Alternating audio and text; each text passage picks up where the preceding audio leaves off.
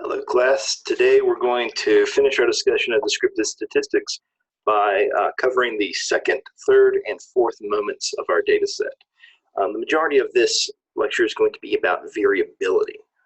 Variability, of course, how spread out the individual numbers of our data set is. That's the amount of spread there is in our data set. And we're interested in variability for a variety of reasons. One, we could be interested in variability in and of itself. A good example of this is there's this old school theory, the variability hypothesis, which tried to explain individual differences in cognitive abilities between men and women in terms of variability and not in terms of mean. So if you look at the mean differences in intelligence or cognitive abilities between men and women, they are exactly the same for the most part. But one theory proposed that men had greater variability than women. So you would see more spread in the scores of men on measures of intelligence compared to women. So that hypothesis, for the most part, has been refuted. But we might be interested in questions like that. There's might be more variability in this group as opposed to that group. So that might be one of the reasons psychologically we're interested in this. But by far, the reason why we're more likely to be interested in variability is that it's going to help us with inferential statistics, where we're trying to infer if in the population there are meaningful differences between our different experimental conditions. Let me give you a quick example of this, and we're going to cover this in greater detail later on in this course. So suppose, if you would, that I am teaching 2 classes on personality. Right, and I actually am. And let's say that I notice that they're after they take the first exam in that class, there is a 5-point difference in the means between class 1 and class 2. Now, is this something that I should be concerned about? Is it the case that I taught the class differently between my 2 personality classes? Or is it the case that this is just due to random chance, just due to random fluctuations in people's score? Maybe it's the case that I might have more smarter students in this class as opposed to that class. How do I know that there is a meaningful difference between my 2 classes?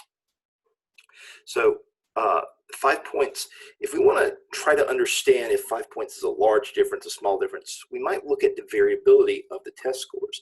If it's the case that there's variance all over the place, I get some people making zeros, I got some people making hundreds.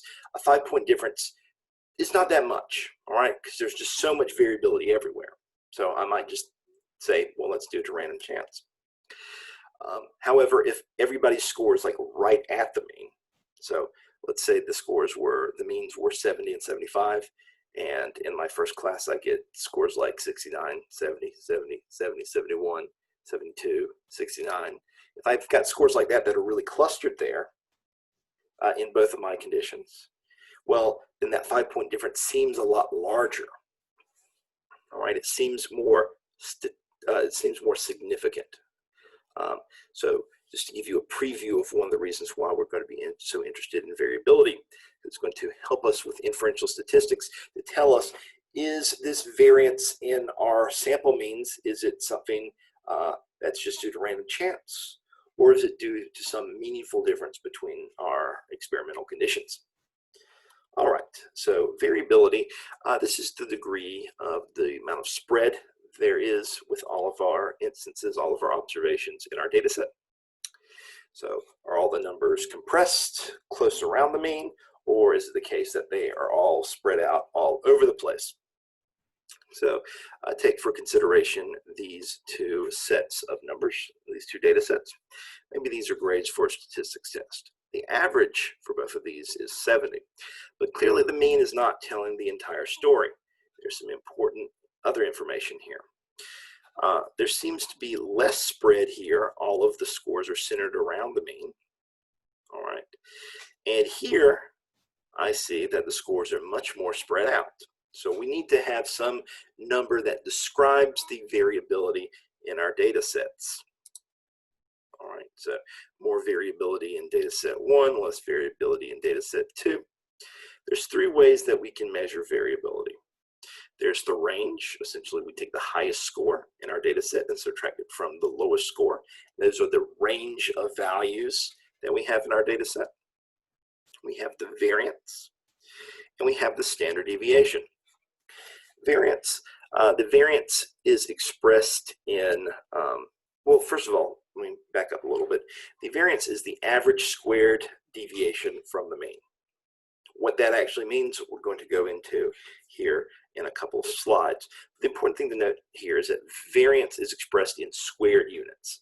So let's say that we were measuring like how tall somebody is in feet. The variance would not be in feet, it would be in squared feet. Let's say we were looking at reaction time and it was in milliseconds. The variance would not be in milliseconds, it would be in squared milliseconds, which is a little bit weird to think about.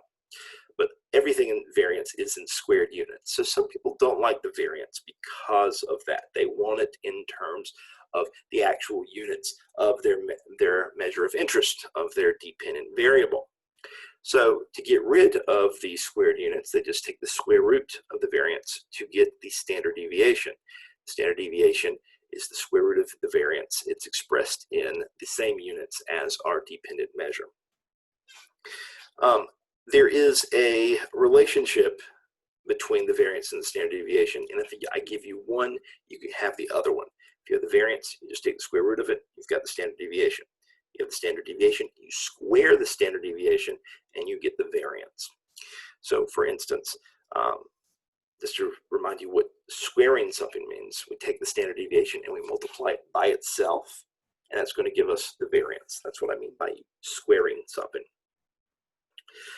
I'm going to try to trick you in the future. You might need the standard deviation, you might need the variance. I'm going to give you one and not the other. But don't be tricked, because you can get one out of the other.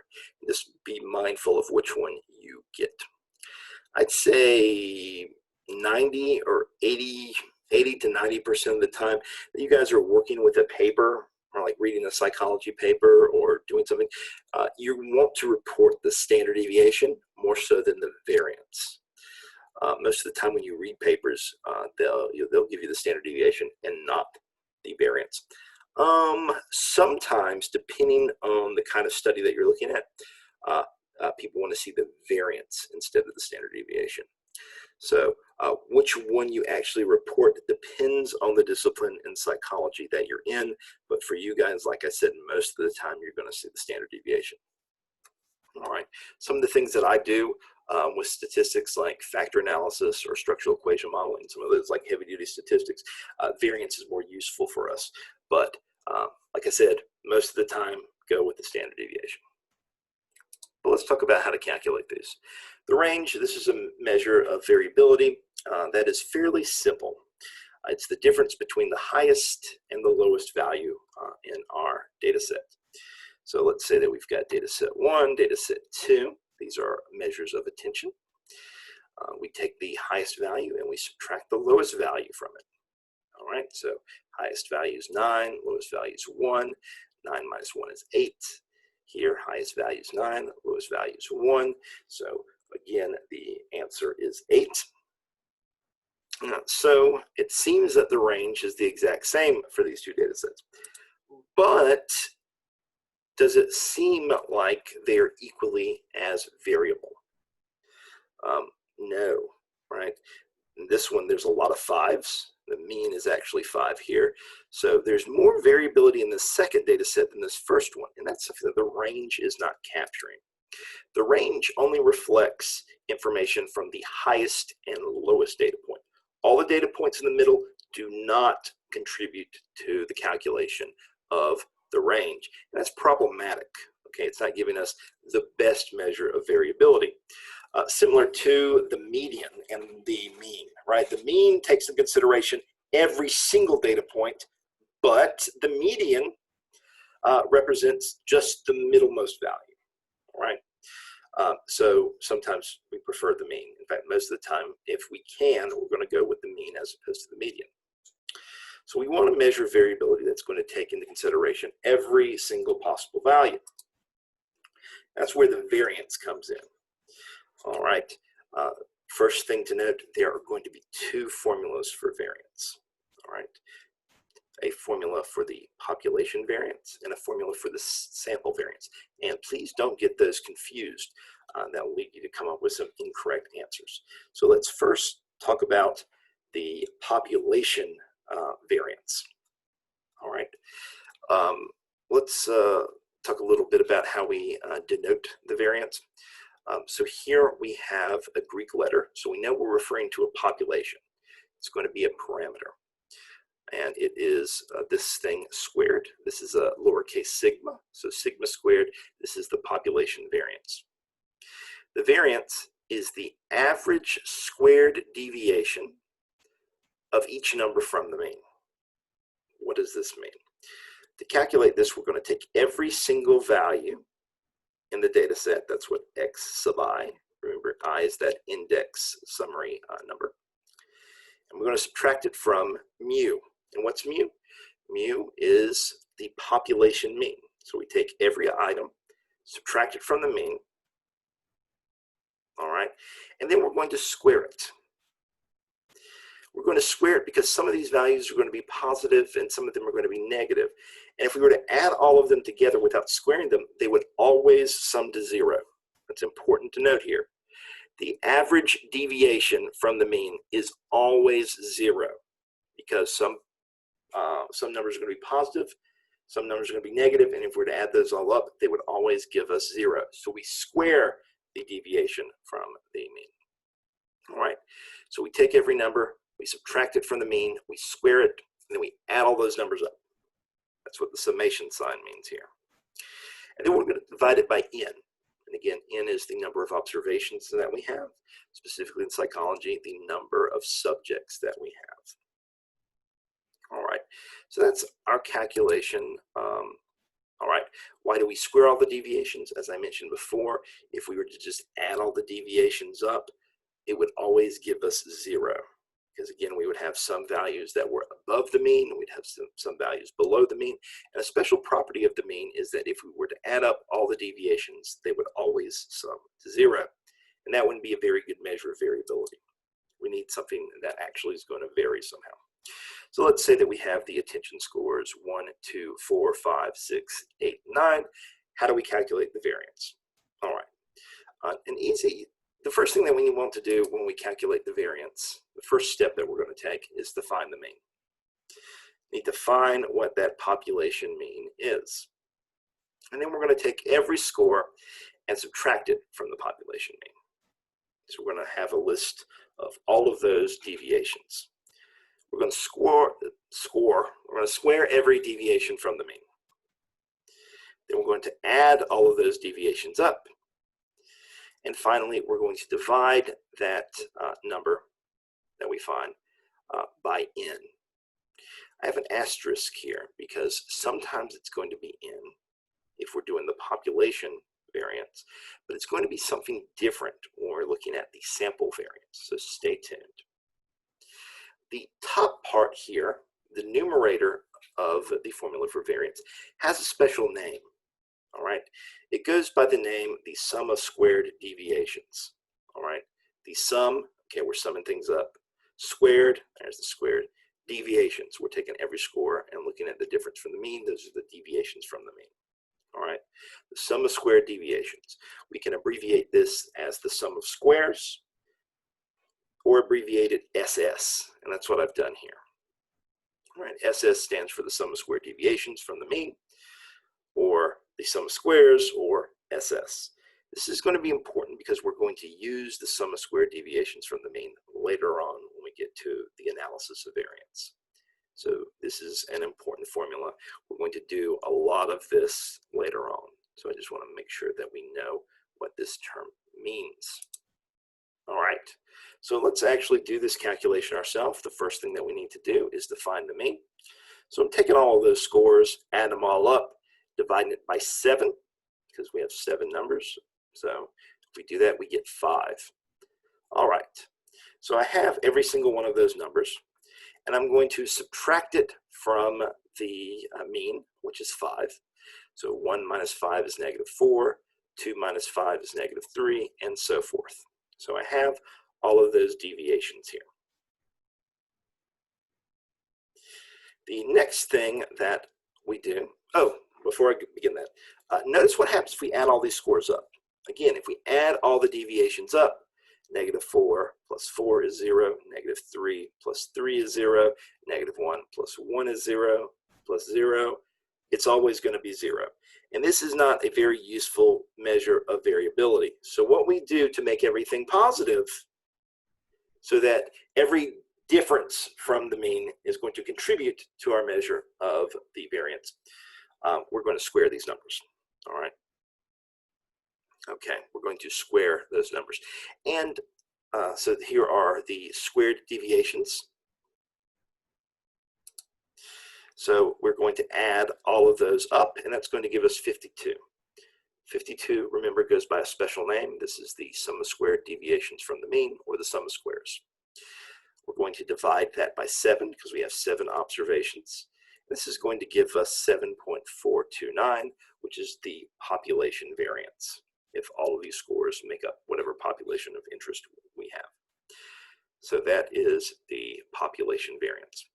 One more point before I move on. Just like how outliers can really mess up our mean, right? They can really skew our mean to one direction if we have a pretty intense outlier. The same thing occurs for variance and standard deviation. All right. Any one extreme score is going to completely offset what the variance or standard deviation is.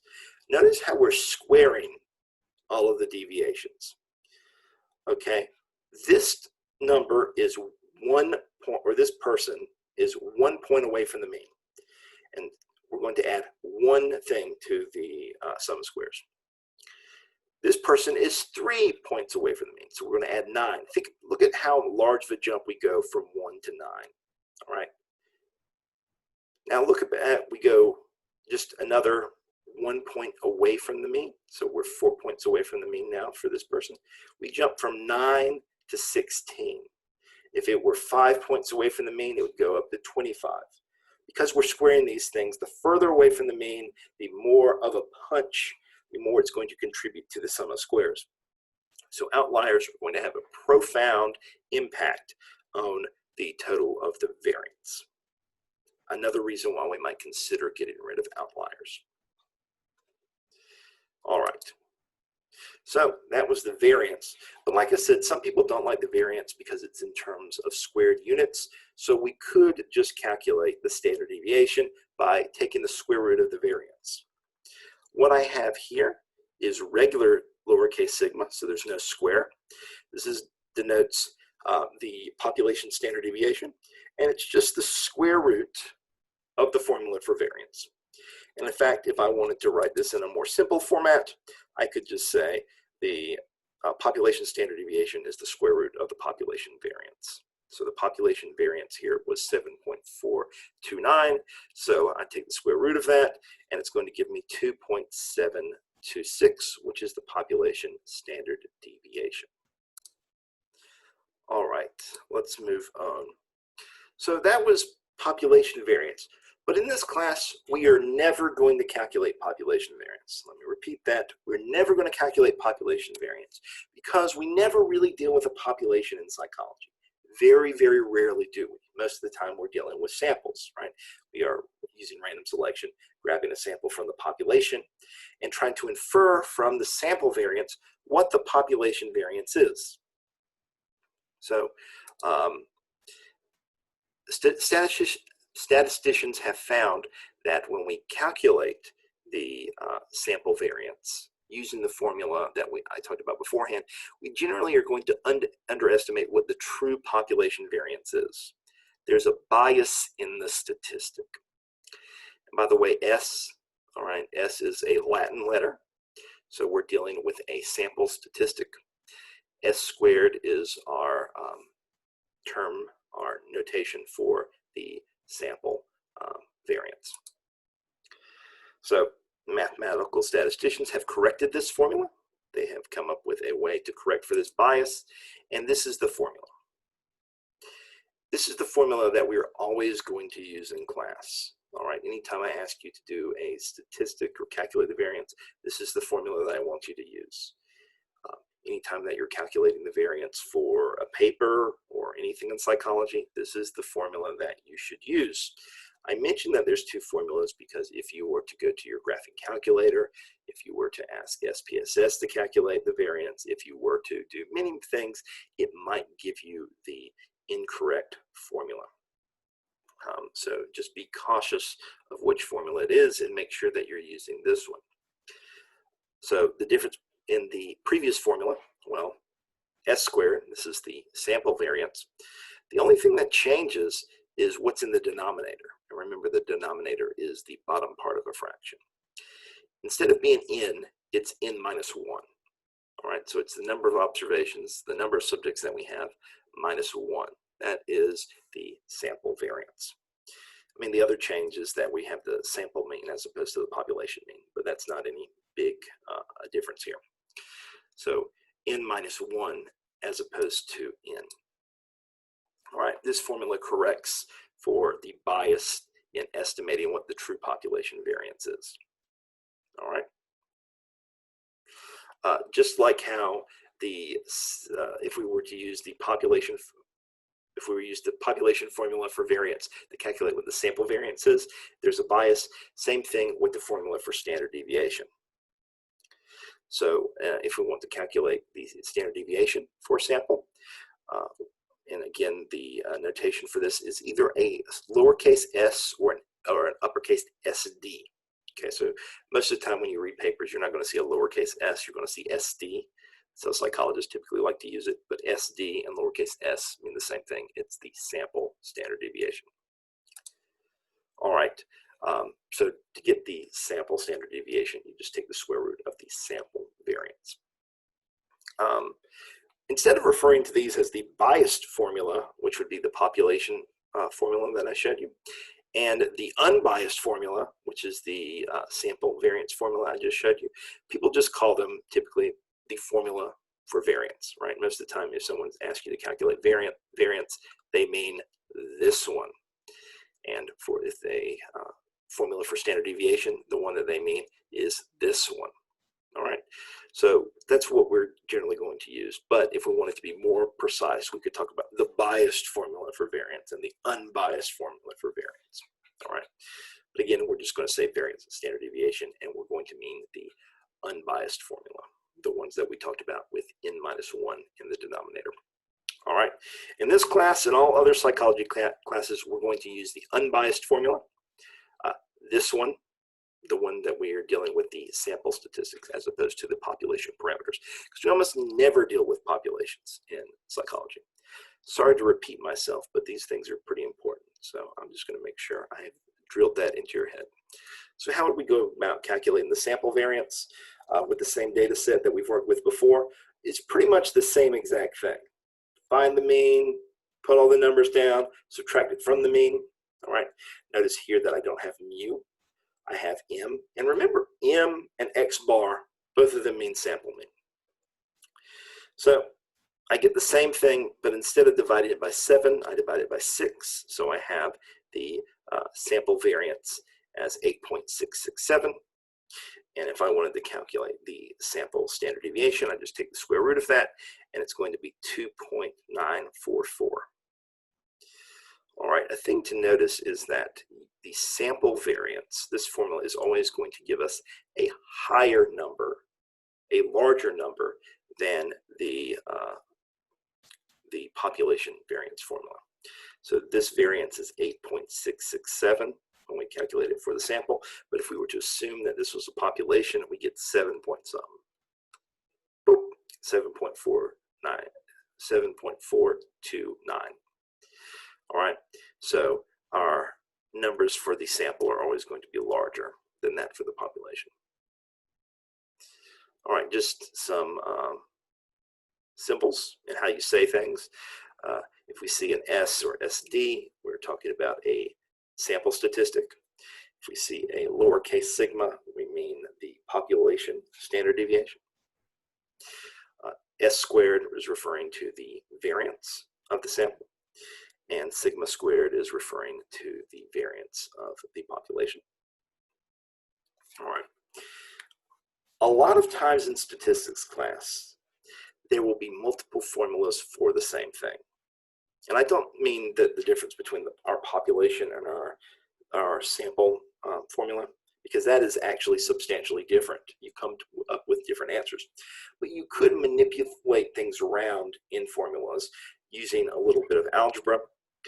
And sometimes in textbooks, you'll see different ways of calculating things.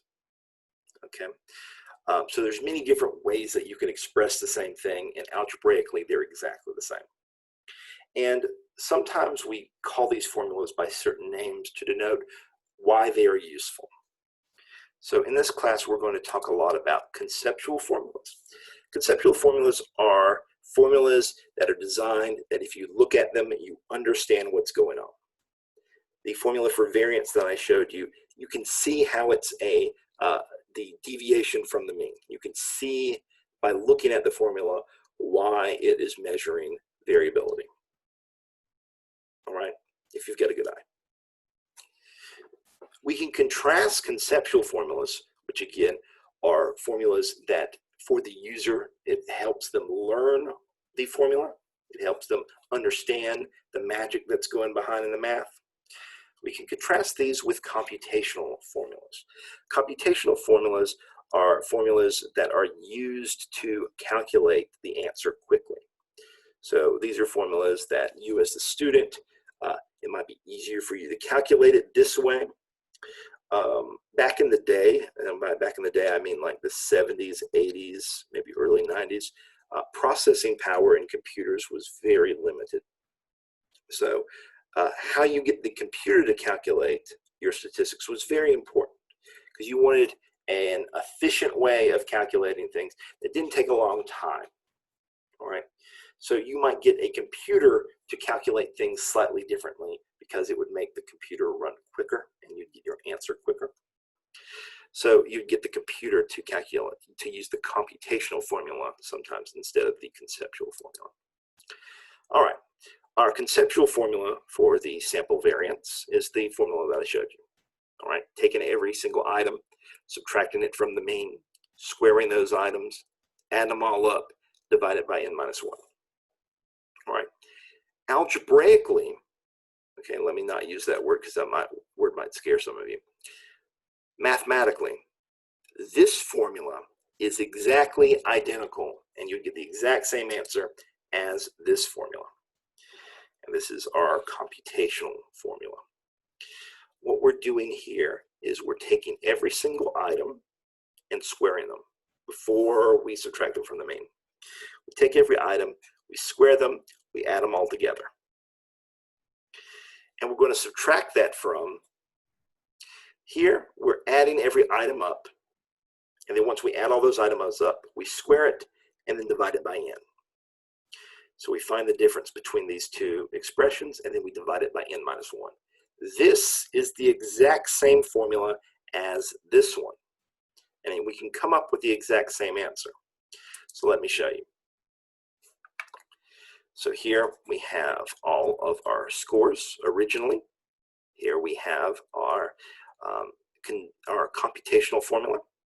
The first expression here, I want to take every score and square them. So 1 squared is 1, 2 squared is 4, 4 squared is 16, and so forth. And I'm going to add them all up. And that's that number right there. Then what I'm going to do is I'm going to add all of these numbers up and then square them. That's the top part right here. All right, I add all those numbers up. It's 35. I square that. That is 1,225. Then I'm going to plug these two numbers into this equation. All right. And when I do the math, this comes up with the sample variance of 8.667 and the sample standard deviation of 2.944. Let's see if this is exactly the same thing as what we calculated beforehand. Let's go back. This would be easier to do if I had a board, but you know, you do what you can during coronavirus times. All right, the numbers are exactly the same. As I mentioned before, mathematically, these formulas are exactly the same. So why the heck am I talking about the computational formula? Some people prefer to do the calculations this way as opposed to this way. Sometimes in elementary statistics or some other statistics class, they will not teach you this formula at all. And they'll just teach you, I'm pointing to the screen. Why am I pointing to the screen? I don't know. They'll just teach you this formula and not this formula. So regardless of how you've received this in the past, I just wanted to show that they're the same thing. I personally hate computational formulas. You're never going to calculate these things by hand. All right. I would much rather, for myself and maybe you guys too, understand what's going on behind the statistics as opposed to trying to find a mental shortcut to getting the statistics done quicker. Because again, you're going to use the computer to calculate statistics. You're not going to rely on yourself. Okay. Probably need to add some animations so that this doesn't look so scary right in the beginning, but I'll do that a little bit later. Okay, so just looking at formulas for variance and standard deviation, we've got two different formulas for samples and populations. So there's the population variance formula. Here's the sample variance formula and the corresponding ways to calculate the standard deviation. And here we have our two computational formulas, all right? And so there's two separate computational formulas depending on if we're talking about the population or the sample, all right?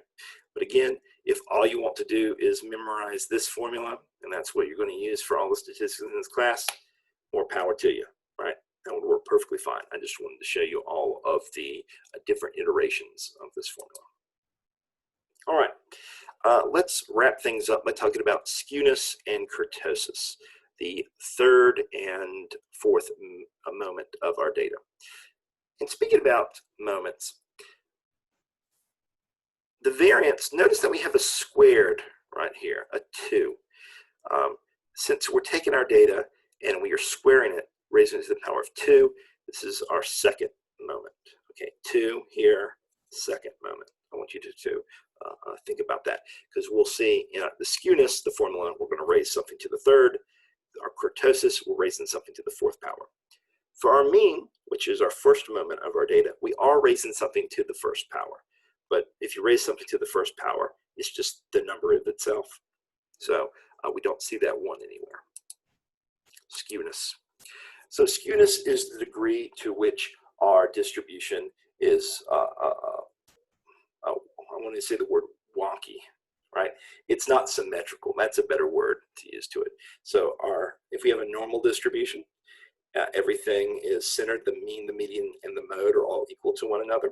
But if we have skew in our data distribution is tipped a certain direction, all right?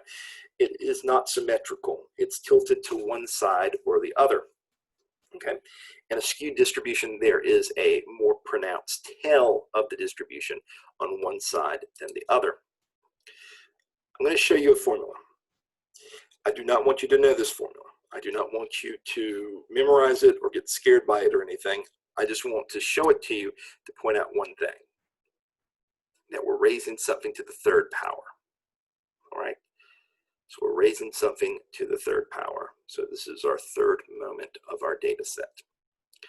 If skew is 0, our distribution is going to be symmetrical. If we were to fold the distribution in on itself, there would be a mirror reversed side to the distribution. So a good example of this is a normal distribution, more about which later on in this class. Here are two examples of a skewed distribution, all right? This distribution is not symmetrical. There's nowhere that I could fold this distribution in half and it would be a mirror reversed copy of one another. This distribution has positive skew. We would say that it is skewed positively, positive skew, because there are outliers to the right of this distribution. Okay, on the more positive side, on the higher side. So positive skew, we've got some outliers that have scores greater than the mean, and it's skewing everything to the right. The negative skew, we have some outliers that are lower than the mean, all right? Some extreme scores that are much lower than all of the other numbers, and it's causing the distribution to be skewed in this direction, all right? The way that you can tell positive and negative skew is by looking at the tail. There's this cute rhyme. The tail tells the skew of the data. So the tail here is to the right, towards the more positive side of things, so it's positive skew. The tail here is more towards the lower side of things, the more negative side, so we have negative skew. What are some examples where we might get negative or positive skew? So I want to talk about something that's important for research methods, floor effects and ceiling effects. Floor effects are where the test, the measurement, it's too difficult for our subjects, and everybody does really, really poorly, all right? And if everybody does so poorly and gets like a 0 on the test, how can I look at meaningful individual differences among people? How can I look at whether or not this treatment, people score better in this group as opposed to this group? Because again, everybody was really bad at the test. So suppose if I were to teach math 2 different ways, maybe one way using a video, another way using like a chalkboard, and I want to see which way is better. If I gave you super, super difficult math problems and everybody got 0s, I wouldn't be able to tell if my treatment worked at all. Right? There might truly have been a difference, but the questions are just so difficult that I can't tell any meaningful differences among my 2 conditions. That's a floor effect. A ceiling effect, on the other hand, this is where the test is too easy. All right, test results are too high, everybody scores very, very well. In this situation, I can't tell any differences among people because everybody has maxed everything out. There might be a true difference in the way that I teach my class, but since everybody did so well, I can't see that meaningful difference. So again, let's say that there's 2 different ways to teach math. One way using the chalkboard, one way using videos. Which way works out best? But I start asking you guys questions like this calculus question. No one can get this right. I mean, I'm sure there's some people that can get it right, but I would imagine that the majority of you would not get this question right, and I wouldn't get it either, all right? So everybody would get a 0. I couldn't tell in this situation which group did better, if there was truly a meaningful difference between my 2 different conditions. All right. Or maybe I could have a question that's way too easy. So what's 1 plus 1? Everybody gets it right. Everybody does extremely well. And that's going to be problematic. Okay. It might not just be math questions or cognitive ability questions that we find floor and ceiling effects. We might find them in personality too. How about if I were to ask the question, have you ever in your entire life ever lied? All right, everybody's going to say, yes, I have at some point in time lied in my life. All right, everybody's going to be at floor on that question. All right, if I'm trying to measure something like how nice someone is, that's a bad question because everybody has lied at some point in time in their life. I'm not going to be able to see the actual individual differences among people. How about if I'm trying to measure aggressiveness and who wants to drop kick this kitty? Nobody wants to do that. That's a horrible thing. Why would I ever say that? Everybody would say, no, I want to pet the kitty. I don't want to drop kick it. So everybody would score very, very high. They would seem very agreeable. But again, nobody would ever do that. That's a bad question to ask if we're trying to get some real difference among someone's personality.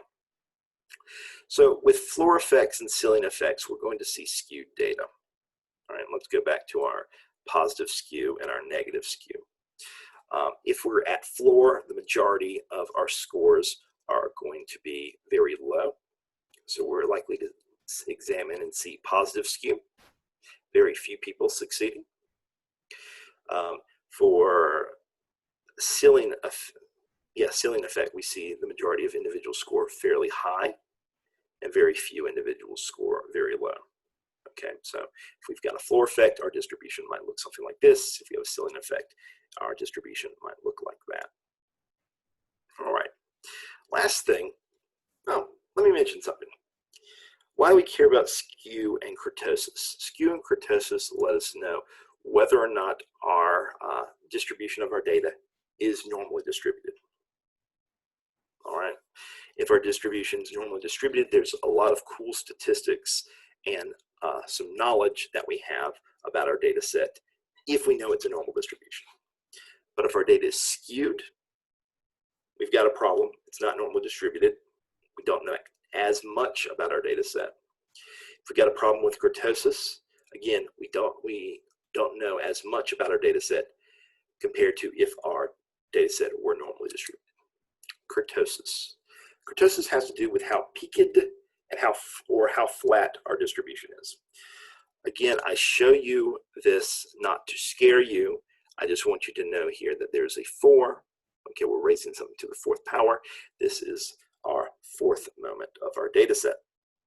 All right. Our kurtosis will be 0 in a normal distribution. The way of describing the peakedness of a normal distribution is mesokurtic. Meso it means middle. Okay, it's middle curvy. All right. Positive values. We have positive kurtosis. We have a more peaked distribution. It's going to look more like a Mount Everest sort of thing. And if we have a negative value for kurtosis, we're going to have a more flat distribution. So negative kurtosis, we're going to have a more flat distribution. Positive kurtosis, we're going to have a more peaked distribution. All right. And here we can see some examples of what's going on here. So our normal distribution here is in black. If we have a higher kurtosis than 0, our distribution is more peaked, and we call that leptokurtic. If, on the other hand, our kurtosis is lower than 0, we have a flatter distribution. All right, the distribution is flatter, and we call this platykurtic. How can you tell the difference between these two of them? Well, the way that I do it, because I'm weird, is that I think about Plato, the philosopher. Plato isn't his actual given name. It was a nickname of his because he had like broad, flat shoulders. So I'm like, oh, Plato, flat shoulders, platykurtic, flat distribution. Most people don't think that way. Most people are not weird like me. I told my wife that's how I remembered it, and she laughed at me. She said, well, platy equals flatty. Platy, flatty. And that's how I remember it. Platykurtic, flatty. It's flat. I'm like, yeah, that probably makes more sense to most people. So however you remember that, doesn't matter. Just make sure you know the difference between when a distribution is leptokurtic or platykurtic. All right. And again, we care about kurtosis. We care about skewness because it tells us whether or not our distribution is normally distributed or not. All right. And it's going to help us figure out some things about our distribution and the statistics that we can use a little bit later on. All right. We don't deal nearly as much with skewness and kurtosis as we do with the mean or measures of central tendency and measures of variability, but they're important nonetheless. All right. So thank you for paying attention. I hope you guys have an amazing day, and I will talk with you later. Bye-bye.